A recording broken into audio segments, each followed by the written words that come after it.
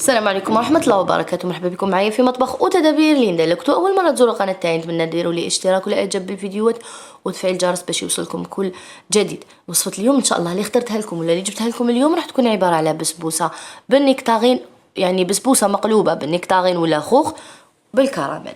راح تكون بنينه بزاف، شوفوا مشربه للقلب والبنه خياليه. شوفوا حاجه بين الكيكه بين بسبوسه، مي هي الاهم راح تكون مشربه حتى لداخل. سورتو الناس اللي تحب هاد الانواع تاع التحليات ولا هاد الانواع تاع لي غاتو راح تكون قلت لكم يعني مشربه تمشي مع كويس اتاي الله لا تيديروه مر باسكو هي شويه حلوه. يعني الناس اللي ما تحبش الحلوه، بصح الناس اللي موالفه الحلو عادي راح تجيها عاديه ماشي مشكل، باسكو عليها راهي فيها كراميل وفيها السيرو اللي نشربوا به وفي نفس الوقت فيها سكر داخل في المكونات ديالها. وشنو هي حنا حاولنا كيفاش نقصوا لو ماكسيموم باش تجينا يعني الذوق متعادل ومتجانس. كيما راكم تشوفوا راح تكون بنينه بزاف، ما تردوش كامل باش تجربوها وراح نوريها لكم ان شاء الله خطوه بخطوه.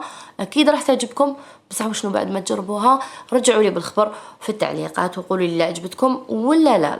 كيما راكو تلاحظوا هذه هي البسبوسه ديالي، هاي ليك قلت لكم بنينه بزاف هايله. زيدوا برك معاها كويس اتاي الله مليحه لضيافكم، تقدروا حتى ديروها وتروحوا تضيفوا بها وعلاش لا. كيما راكو تلاحظوا راح نصلي على رسول الله صلى الله عليه وسلم ونبدا مباشره معكم. اول حاجه كي نقولوا بسبوسه نقولوا شربت، نبداو بها هي الاولى. عندي كاس تاع سكر وعندي 3 كيسان تاع ماء. الكاس هنا السعه ديالو تاع 250 مليلتر ونروح ندير به كامل الوصفه بيان سور. 3 كيسان ماء ودرنا شريحه تاع ليمون عفوا، وعندي ملعقه صغيره مملوءه تاع لافاني. خلطت بارد في البارد حتى يذوب السكر هذاك ديالي. نحطها على النار ترفد الغليه مليح، نقص النار ونحسب 15 دقيقه. هذه بالنسبه للشربات ديالي هكذا، هذه راهي واضحه. نرجع دوكا للكراميل. كراميل تاني عندي كاس نفس الكاس هذاك تاع سكر، نحطها فوق النار ونخلي السكر تاعي يتكرمل بلا ما نخلطو ما درنا ليه حتى يولي كراميل. ردوا بالكم برك تحرقوها. جبت البلا ديالي ولا المول ديالي، انا هنايا درت المول تاعو القطر ديالو 25 حتى 30 سنتيمتر. الا ما حبيتوهاش عاليه هكذا كيما ديالي تقدروا تكبروا المول اكثر من هكذا، يعني تروحوا حتى 35 سنتيمتر. فرشناه دهناه عفوا بالزيت، فرشناه بورق الطهي.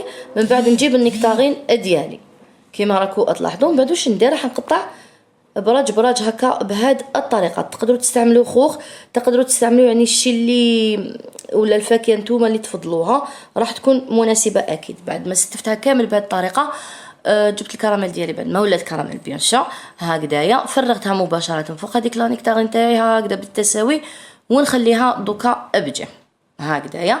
نخليه بجي ونروح نحضر دوكا لاباغي ديالي. عندي هنا الاناء تاعي درت فيه 3 حبات تاع بيض، زيدوا قريصه تاع الملح، زدنا هنا نص كاس تاع سكر. قلت لكم الكاس توجور اللي بدينا به نكملوا به.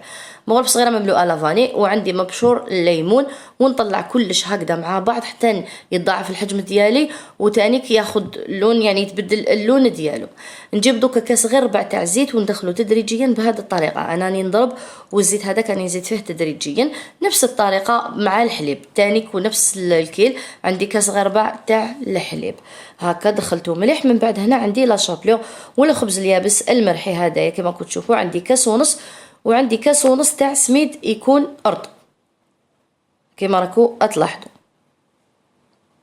صيرتهم بيان سور لازم تصيروهم، انا هذوك صيرتهم من قبل. وعندي هنا باكي ونص تاع خمات الحلوى اكيد لازم نصيرها باش ما يقعدوش فيها هذوك لي غويمون كامل. دوك هنايا كي ندخل المكونات ديالي ندخلها بالباطير ماشي مشكل، لكن دائما نقول لكم دخلوها بفيتاس 1، يعني ما ديروش كيما كنتوا تضربوا البيض مع الاول. علاش؟ باش ما نهبطش الهواء هذاك اللي دخلته كامل. جاتني شويه ناشفه، زدنا لها هنا نص كاس تاع ماء سخون كيما راكو تلاحظوا هكذا. يخلط كامل المكونات حتى تجانسوا معايا كيما راكو تلاحظوا. تحصلت على هذا الخليط ما تدخلوش بس راح يجيكم شويه بيزار، مي قلت لكم راح يجي هايل. شوفوا من بعد عمرت البلا ديالي ولا يعني فوق هذاك النكتارين تاعي ساويته مليح. نخبط هكذايا باش يتساوى كاع ويرجع لبلاصتو. ندخلو للفرن يكون ساخن مسبقا على 180 درجه بيان سور حتى ندخل بيك نلقاه ناشف نعرف بلي البسبوسه ديالي طابت. نجيب دوكا الشربات تاعي بيان سور لازم تكون بارده. شربات بعد ما طابت وطفيناها لازم تبرد تماما، والبسبوسه ديالي تكون سخونه. نرفد هذاك الشربات تاعي ونشربها. شوفوا الكيل، شفتوا الكيل اللي عطيته لكم ديروه كامل وما تخافوش، خلوها تتشرب بغردها. الا شربت وقعد زياده هاوي تنحى عادي، وإلا شربات وخلاص. انا بور موا ولا هادي كيما درت انايا، شربت كامل الكميه اللي عطيتها لكم.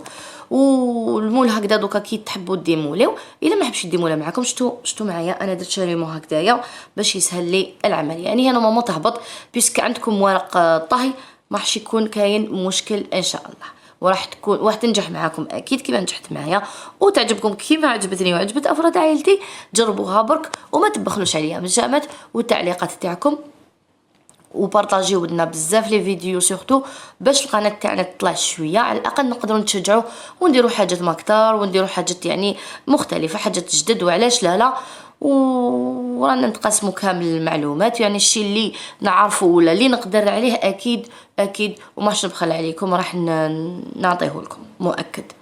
انا راني دائما نبحث وندير حاجات جدد غير باش نجيبهم لكم وتلقاو لا غوسيت واجده وتخرج عليكم ان شاء الله. هذه هي الوصفه تاعي ان شاء الله تعجبكم وتجربوها، والى وصفات اخرى باذن الله. الى اللقاء.